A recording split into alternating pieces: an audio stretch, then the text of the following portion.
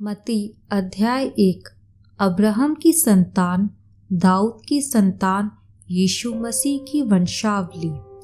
Abraham से इसहाक उत्पन्न हुआ, इसहाक से याकूब उत्पन्न हुआ, याकूब से यहूदा और उसके भाई उत्पन्न हुए, यहूदा और तामार से फिरीस व जेरा उत्पन्न हुए, फिरीस से हिस्रोन उत्पन्न हुआ, हिस्रोन से एराम उत्पन्न हुआ, एराम से अमीनादाब उत्पन्न हुआ, अमीनादाब से नहशोन और नहशोन से सलमोन उत्पन्न हुआ, सलमोन और राहाब से बोआज उत्पन्न हुआ, बोआज और रूत से ओबेद उत्पन्न हुआ, और ओबेद से यीशे उत्पन्न हुआ, और यीशे से दाऊद राजा उत्पन्न हुआ, और दाऊद से सुलेमान उस स्त्री से उत्पन्न हुआ जो पहले उरिया की पत्नी थी।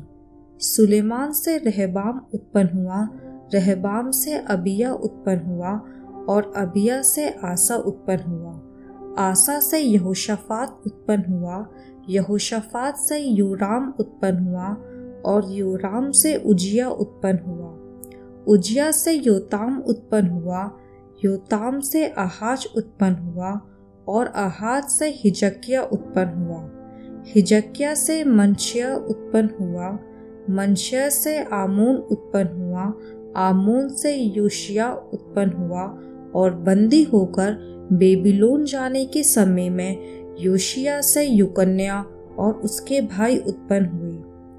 बंदी होकर बेबीलोन पहुँचाए जाने के बाद यकुन्याह से शलतियेल उत्पन्न हुआ, और शलतियेल से जरुब्बाबिल उत्पन्न हुआ, जरुब्बाबिल से अबीहूद उत्पन्न हुआ, अबीहूद से इल्याकीम उत्पन्न हुआ, और इल्याकीम से अजोर उत्पन्न हुआ, अजोर से सदोक उत्पन्न हुआ, सदोक से अखीम उत्पन्न हुआ, और अखीम से इलीहूद उत्पन्न हुआ, इलीहूद से एलियाजार उत्पन्न हुआ, एलियाजार से मत्तान उत्पन्न हुआ, और मत्तान से याकूब उत्पन्न हुआ, याकूब से यूसुफ उत्पन्न हुआ जो मरियम का पति था, और मरियम से यीशु जो मसीह कहलाता है उत्पन्न हुआ। इस प्रकार अब्राहम से दाऊद तक 14 पीढ़ी हुई, और दाऊद से बेबीलोन को बंदी होकर पहुँचाए जाने तक 14 पीढ़ी, और बंदी होकर बेबीलोन को पहुँचाए जाने के समय से मसीह तक 14 पीढ़ी हुई। यीशु मसीह का जन्म इस प्रकार से हुआ कि जब उसकी माता मरियम की मंगनी यूसुफ के साथ हो गई, तो उनके इकट्ठा होने से पहले ही वह पवित्र आत्मा की ओर से गर्भवती पाई गई। अतः उसके पति यूसुफ ने, जो धर्मी था और उसे बदनाम करना नहीं चाहता था, उसे चुपके से त्याग देने का विचार किया। जब वह इन बातों के सोच ही में था, तो प्रभु का स्वर्गदूत उसे स्वप्न में दिखाई देकर कहने लगा, हे यूसुफ, दाऊद की संतान, तू अपनी पत्नी मरियम को अपने यहाँ ले आने से मत डर, क्योंकि जो उसके गर्भ में है वह पवित्र आत्मा की ओर से है। वह पुत्र जनेगी, और तू उसका नाम यीशु रखना, क्योंकि वह अपने लोगों को उनके पापों से उद्धार करेगा। यह सब इसलिए हुआ कि जो वचन प्रभु ने भविष्यद्वक्ता के द्वारा कहा था वह पूरा हो। देखो, एक कुंवारी गर्भवती होगी और एक पुत्र जनेगी, और उसका नाम इम्मानुएल रखा जाएगा, जिसका अर्थ है परमेश्वर हमारे साथ। तब यूसुफ नींद से जागकर प्रभु के दूत की आज्ञा के अनुसार अपनी पत्नी को यहाँ ले आया, और जब तक वह पुत्र ना जनी तब तक वह उसके पास ना गया, और उसने उसका नाम यीशु रखा। मत्ती अध्याय 2। हेरोदेस राजा के दिनों में जब यहूदिया के बेतलहम में यीशु का जन्म हुआ, तो पूर्व से कई ज्योतिषी यरूशलेम में आकर पूछने लगे, यहूदियों का राजा जिसका जन्म हुआ है कहाँ है? क्योंकि हमने पूर्व में उसका तारा देखा है और उसको प्रणाम करने आए हैं। यह सुनकर हेरोदेस राजा और उसके साथ सारा यरूशलेम घबरा गया। तब उसने लोगों के सब प्रधान याजकों और शास्त्रियों को इकट्ठा करके उनसे पूछा, मसीह का जन्म कहाँ होना चाहिए? उन्होंने उससे कहा, यहूदिया के बेतलहम में, क्योंकि भविष्यद्वक्ता के द्वारा यो लिखा गया है, हे बेतलहम, तू जो यहूदा के प्रदेश में है, तू किसी भी रीति से यहूदा के अधिकारियों में सबसे छोटा नहीं, क्योंकि तुझ में से एक अधिपति निकलेगा जो मेरी प्रजा इस्राएल की रखवाली करेगा। तब हेरोदेस ने ज्योतिषियों को चुपके से बुलाकर उनसे पूछा कि तारा ठीक किस समय दिखाई दिया था, और उसने यह जानकर उन्हें बेतलहम भेजा, जाओ उस बालक के विषय में ठीक ठीक मालूम करो, और जब वह मिल जाए तो मुझे समाचार दो, ताकि मैं भी आकर उसको प्रणाम करूं। वे राजा की बात सुनकर चले गए, और जो तारा उन्होंने पूर्व में देखा था वह उनके आगे आगे चला, और जहां बालक था उस जगह के ऊपर पहुंचकर ठहर गया। उस तारे को देखकर वे अति आनंदित हुए। उन्होंने उस घर में पहुंचकर उस बालक को उसकी माता मरियम के साथ देखा, और मुंह के बल गिरकर बालक को प्रणाम किया, और अपना अपना थैला खोलकर उसको सोना और लोबान और गंधरस की भेंट चढ़ाई। तब स्वप्न में यह चेतावनी पाकर कि हेरोदेस के पास फिर न जाना, वे दूसरे मार्ग से अपने देश को चले गए।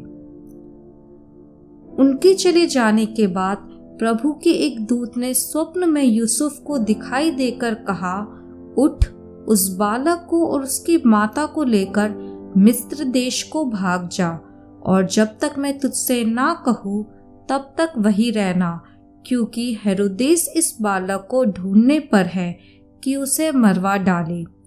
तब वह रात ही को उठकर बालक और उसकी माता को लेकर मिस्र को चल दिया, और हेरोदेस के मरने तक वहीं रहा, इसलिए कि वह वचन जो प्रभु ने भविष्यद्वक्ता के द्वारा कहा था पूरा हो, मैंने अपने पुत्र को मिस्र से बुलाया। जब हेरोदेस ने यह देखा कि ज्योतिषियों ने उसके साथ धोखा किया है, तब वह क्रोध से भर गया, और लोगों को भेजकर ज्योतिषियों द्वारा ठीक ठीक बताए गए समय के अनुसार बेतलहम और उसके आसपास के स्थानों के सब लड़कों को जो 2 वर्ष के या उससे छोटे थे मरवा डाला। तब जो वचन यिर्मयाह भविष्यद्वक्ता के द्वारा कहा था वह पूरा हुआ। रामा में एक करुण नाद सुनाई दिया, और रोना और बड़ा विलाप। राहेल अपने बालकों के लिए रो रही थी और शांत होना ना चाहती थी, क्योंकि वे अब नहीं रहे। हेरोदेस के मरने के बाद प्रभु के दूत ने मिस्र में यूसुफ को स्वप्न में दिखाई देकर कहा, उठ, बालक और उसकी माता को लेकर इस्राएल के देश में चला जा, क्योंकि जो बालक के प्राण लेना चाहते थे वे मर गए हैं। वह उठा और बालक और उसकी माता को साथ लेकर इस्राएल के देश में आया, परंतु यह सुनकर कि अरखिलाउस अपने पिता हेरोदेस की जगह यहूदिया पर राज्य कर रहा है, वहां जाने से डरा। फिर स्वप्न में परमेश्वर से चेतावनी पाकर गलील प्रदेश में चला गया और नासरत नामक नगर में जा बसा, ताकि वह वचन पूरा हो जो भविष्यद्वक्ताओं के द्वारा कहा गया था, वह नासरी कहलाएगा। यूहन्ना अध्याय 3। उन दिनों में यूहन्ना बपतिस्मा देने वाला आकर यहूदिया के जंगल में यह प्रचार करने लगा, मन फिराओ, क्योंकि स्वर्ग का राज निकट आ गया है। यह वही है जिसकी चर्चा यशायाह भविष्यद्वक्ता के द्वारा की गई। जंगल में एक पुकारने वाले का शब्द हो रहा है कि प्रभु का मार्ग तैयार करो, उसकी सड़कें सीधी करो। यह यूहन्ना ऊंट के रोम का वस्त्र पहने था और अपने कमर में चमड़े का कटिबंध बांधे हुए था। उसका भोजन टिड्डियां और वनमधु था। तब यरूशलेम और सारे यहूदिया और यरदन के आसपास के सब स्थानों के लोग उसके पास निकल आए। उन्होंने अपने अपने पापों को मानकर यरदन नदी में उससे बपतिस्मा लिया। जब उसने बहुत से फरीसियों और सदूकियों को बपतिस्मा के लिए अपने पास आते देखा तो उनसे कहा, हे सांप के बच्चों, तुम्हें किसने जता दिया कि आने वाले क्रोध से भागो, क्योंकि मन फिराव के योग्य फल लाओ और अपने अपने मन में यह ना सोचो कि हमारा पिता अब्राहम है, क्योंकि मैं तुमसे कहता हूँ कि परमेश्वर इन पत्थरों से अब्राहम के लिए संतान उत्पन्न कर सकता है। अब कुल्हाड़ा पेड़ों की जड़ पर रखा हुआ है, इसलिए जो जो पेड़ अच्छा फल नहीं लाता वह काटा और आग में झोंका जाता है। मैं तो पानी से तुम्हें मन फिराव का बपतिस्मा देता हूँ, परंतु जो मेरे बाद आने वाला है वो मुझसे शक्तिशाली है। मैं उसकी जूती उठाने के योग्य नहीं। वह तुम्हें पवित्र आत्मा और आग से बपतिस्मा देगा। उसका सूप उसके हाथ में है और वह अपना खलियान अच्छी रीति से साफ करेगा और अपने गेहूं को तो खत्ते में इकट्ठा करेगा, परंतु भूसी को उस आग में जलाएगा जो बुझने की नहीं। उस समय यीशु गलील से यरदन के किनारे यूहन्ना के पास उससे बपतिस्मा लेने आया, परंतु यूहन्ना यह कहकर उसे रोकने लगा, मुझे तो तेरे हाथ से बपतिस्मा लेने की आवश्यकता है और तू मेरे पास आया है। यीशु ने उसको यह उत्तर दिया, अब तो ऐसा ही होने दे, क्योंकि हमें इसी रीति से सब धार्मिकता को पूरा करना उचित है। तब उसने उसकी बात मान ली और यीशु बपतिस्मा लेकर तुरंत पानी में से ऊपर आया और देखो, उसके लिए आकाश खुल गया और उसने परमेश्वर के आत्मा को कबूतर के समान उतरते और अपने ऊपर आते देखा। और देखो, यह आकाशवाणी हुई, यह मेरा प्रिय पुत्र है जिससे मैं अत्यंत प्रसन्न हूँ। मत्ती अध्याय 4। तब आत्मा यीशु को जंगल में ले गया ताकि इब्लिस से उसकी परीक्षा हो। वह 40 दिन और 40 रात निराहार रहा। तब उसे भूख लगी। तब परखने वाले ने पास आकर उससे कहा, यदि तू परमेश्वर का पुत्र है तो कह दे कि ये पत्थर रोटियां बन जाए। यीशु ने उत्तर दिया, लिखा है, मनुष्य केवल रोटी ही से नहीं परंतु हर एक वचन से जो परमेश्वर के मुख से निकलता है जीवित रहेगा। तब इब्लिस उसे पवित्र नगर में ले गया और मंदिर के कंगूरे पर खड़ा किया और उससे कहा, यदि तू परमेश्वर का पुत्र है तो अपने आप को नीचे गिरा दे, क्योंकि लिखा है, वह तेरे विषय में अपने स्वर्गदूतों को आज्ञा देगा और वे तुझे हाथों हाथ उठा लेंगे, कहीं ऐसा ना हो कि तेरे पाँव में पत्थर से ठेस लगे। यीशु ने उससे कहा, यह भी लिखा है, तू प्रभु अपने परमेश्वर की परीक्षा ना कर। फिर इब्लिस उसे एक बहुत ऊंचे पहाड़ पर ले गया और सारे जगत के राज्य और उसका वैभव दिखाकर उससे कहा, यदि तू गिरकर मुझे प्रणाम करे तो मैं यह सब कुछ तुझे दे दूंगा। तब यीशु ने उससे कहा, हे शैतान, दूर हो जा, क्योंकि लिखा है, तू प्रभु अपने परमेश्वर को प्रणाम कर और केवल उसी की उपासना कर। तब शैतान उसके पास से चला गया और देखो, स्वर्गदूत आकर उसकी सेवा करने लगे। जब उसने यह सुना कि यूहन्ना बंदी बना लिया गया है तो वह गलील को चला गया और वह नासरत को छोड़कर कफरनहूम में, जो झील के किनारे जबूलून और नप्ताली के देश में है, जाकर रहने लगा, ताकि जो यशायाह भविष्यद्वक्ता के द्वारा कहा गया था वह पूरा हो। जबूलून और नप्ताली के देश, झील के मार्ग से यरदन के पार, अन्य जातियों का गलील। जो लोग अंधकार में बैठे थे उन्होंने बड़ी ज्योति देखी, और जो मृत्यु के देश और छाया में बैठे थे उन पर ज्योति चमकी। उस समय से यीशु ने प्रचार करना और यह कहना आरंभ किया, मन फिराओ, क्योंकि स्वर्ग का राज्य निकट आया है। गलील की झील के किनारे फिरते हुए उसने दो भाइयों अर्थात शमौन को, जो पतरस कहलाता है, और उसके भाई अंद्रियास को झील में जाल डालते देखा, क्योंकि वे मछुए थे। यीशु ने उनसे कहा, मेरे पीछे चले आओ, तो मैं तुमको मनुष्यों के पकड़ने वाले बनाऊंगा। वे तुरंत जालों को छोड़कर उसके पीछे हो लिए। वहां से आगे बढ़कर यीशु ने और दो भाइयों अर्थात जब्दी के पुत्र याकूब और उसके भाई यूहन्ना को देखा। वे अपने पिता जब्दी के साथ नाव पर अपने जालों को सुधार रहे थे। उसने उन्हें भी बुलाया। वे तुरंत नाव और अपने पिता को छोड़कर उसके पीछे हो लिए। यीशु सारे गलील में फिरता हुआ उनके आराधनालयों में उपदेश करता और राज्य का सुसमाचार प्रचार करता और लोगों की हर प्रकार की बीमारी और दुर्बलता को दूर करता रहा। और सारे सीरिया देश में उसका यश फैल गया और लोग सब बीमारों को, जो नाना प्रकार की बीमारियों और दुखों में जकड़े हुए थे और जिनमें दुष्टात्माएं थी, और मिर्गी वालों और लकवे के रोगियों को उसके पास लाए और उसने उन्हें चंगा किया। गलील और दिकापुलिस, यरूशलेम, यहूदिया और यरदन नदी के पार से भीड़ की भीड़ उसके पीछे हो ली। मत्ती अध्याय 5।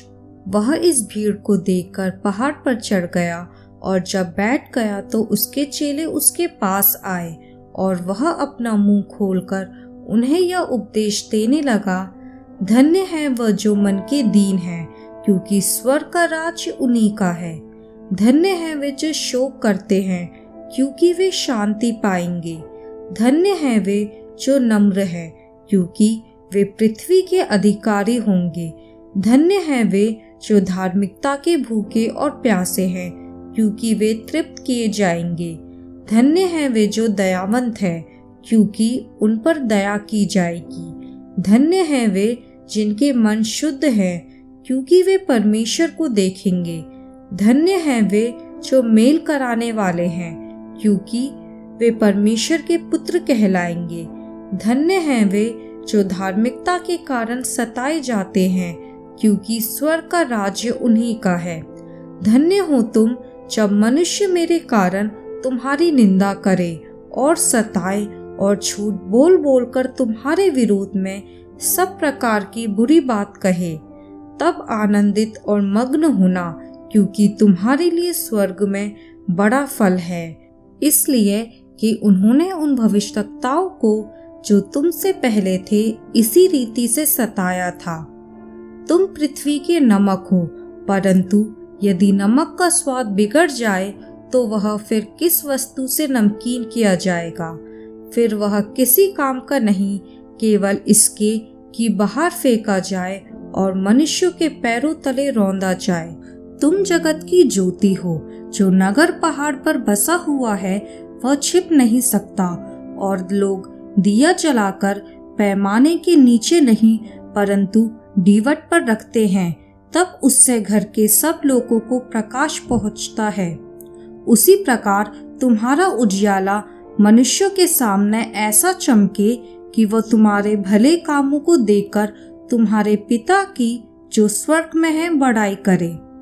यह न समझो कि मैं व्यवस्था या भविष्यद्वक्ताओं की पुस्तकों को लोप करने आया हूँ। लोप करने नहीं परंतु पूरा करने आया हूँ, क्योंकि मैं तुमसे सच कहता हूँ कि जब तक आकाश और पृथ्वी टल न जाए तब तक व्यवस्था से एक मात्रा या एक बिंदु भी पूरा हुए नहीं टलेगा। इसलिए जो कोई इन छोटी से छोटी आज्ञाओं में से किसी एक को तोड़े और वैसा ही लोगों को सिखाए, वह स्वर्ग के राज्य में सबसे छोटा कहलाएगा। परंतु जो कोई उन आज्ञाओं का पालन करेगा और उन्हें सिखाएगा, वही स्वर्ग के राज्य में महान कहलाएगा। क्योंकि मैं तुमसे कहता हूँ कि यदि तुम्हारी धार्मिकता शास्त्रियों और फरीसियों की धार्मिकता से बढ़कर ना हो तो तुम स्वर्ग के राज्य में कभी प्रवेश करने ना पाओगे। तुम सुन चुके हो कि पूर्व काल के लोगों से कहा गया था कि हत्या न करना, और जो कोई हत्या करेगा वह कचहरी में दंड के योग्य होगा। परंतु मैं तुमसे यह कहता हूँ कि जो कोई अपने भाई पर क्रोध करेगा वह कचहरी में दंड के योग्य होगा, और जो कोई अपने भाई को निकम्मा कहेगा वह महासभा में दंड के योग्य होगा। और जो कोई कहे अरे मूर्ख, वह नरक की आग के दंड के योग्य होगा। इसलिए यदि तू अपनी भेंट वेदी पर लाए और वहां तू स्मरण करे कि तेरे भाई के मन में तेरे लिए कुछ विरोध है, तो अपनी भेंट वही वेदी के सामने छोड़ दे और जाकर पहले अपने भाई से मेल मिलाप कर और तब आकर अपनी भेंट चढ़ा। जब तक तू अपने मुद्दई के साथ मार्ग ही में है, उससे छटपट मेल मिलाप कर ले। कहीं ऐसा न हो कि मुद्दई तुझे हाकिम को सौंपे और हाकिम तुझे सिपाही को सौंप दे और तू बंदीगृह में डाल दिया जाए। मैं तुझसे सच कहता हूँ कि जब तक तू कौड़ी कौड़ी भर ना दे, तब तक वहां से छूटने न पाएगा। तुम सुन चुके हो कि कहा गया था व्यभिचार ना करना, परंतु मैं तुमसे यह कहता हूँ कि जो कोई किसी स्त्री पर कुदृष्टि डाले वह अपने मन में उससे व्यभिचार कर चुका। यदि तेरी दाहिनी आंख तुझे ठोकर खिलाए तो उसे निकाल कर फेंक दे, क्योंकि तेरे लिए यही भला है कि तेरे अंगों में से एक नष्ट हो जाए और तेरा सारा शरीर नरक में ना डाला जाए। यदि तेरा दाहिना हाथ तुझे ठोकर खिलाए तो उसको काट कर फेंक दे, क्योंकि तेरे लिए यही भला है कि तेरे अंगों में से एक नष्ट हो जाए और तेरा सारा शरीर नरक में ना डाला जाए। यह भी कहा गया था, जो कोई अपनी पत्नी को तलाक देना चाहे तो उसे त्याग पत्र दे। परंतु मैं तुमसे यह कहता हूँ कि जो कोई अपनी पत्नी को व्यभिचार के सिवा किसी और कारण से तलाक दे तो वह उससे व्यभिचार करवाता है, और जो कोई उस त्यागी हुई से विवाह करे वह व्यभिचार करता है। फिर तुम सुन चुके हो कि पूर्व काल के लोगों से कहा गया था, झूठी शपथ ना खाना, परंतु प्रभु के लिए अपनी शपथ को पूरी करना। परंतु मैं तुमसे यह कहता हूँ कि कभी शपथ ना खाना, ना तो स्वर्ग की, क्योंकि वह परमेश्वर का सिंहासन है, ना धरती की, क्योंकि वह उसके पाँव की चौकी है, ना यरूशलेम की, क्योंकि वह महाराजा का नगर है। अपने सिर की भी शपथ ना खाना, क्योंकि तू एक बाल को भी ना उजला ना काला कर सकता है। परंतु तुम्हारी बात हाँ की हाँ या नहीं की नहीं हो, क्योंकि जो कुछ इससे अधिक होता है वह बुराई से होता है। तुम सुन चुके हो कि कहा गया था, आँख के बदले आँख और दांत के बदले दांत। परंतु मैं तुमसे यह कहता हूँ कि बुरे का सामना ना करना, परंतु जो कोई तेरे दाहिने गाल पर थप्पड़ मारे उसकी ओर दूसरा भी फेर दे। यदि कोई तुझ पर नालिश करके तेरा कुर्ता लेना चाहे तो उसे दोहर भी ले लेने दे। जो कोई तुझे कोस भर बेगार में ले जाए तो उसके साथ 2 कोस चला जा। जो कोई तुझसे मांगे उसे दे, और जो तुझसे उधार लेना चाहे उससे मुंह ना मोड़। तुम सुन चुके हो कि कहा गया था, अपने पड़ोसी से प्रेम रखना और अपने बैरी से बैर। परंतु मैं तुमसे यह कहता हूँ कि अपने बैरियों से प्रेम रखो और अपने सताने वालों के लिए प्रार्थना करो, जिससे तुम अपने स्वर्ग पिता की संतान ठहरोगे, क्योंकि वह भले और बुरे दोनों पर अपना सूर्य उदय करता है और धर्मी और अधर्मी दोनों पर मेह बरसाता है। क्योंकि यदि तुम अपने प्रेम रखने वालों ही से प्रेम रखो तो तुम्हारे लिए क्या फल होगा? क्या महसूल लेने वाले भी ऐसा ही नहीं करते? यदि तुम केवल अपने भाइयों ही को नमस्कार करो तो कौन सा बड़ा काम करते हो? क्या अन्य जाति भी ऐसा नहीं करते? इसलिए चाहिए कि तुम सिद्ध बनो जैसा तुम्हारा स्वर्गीय पिता सिद्ध है।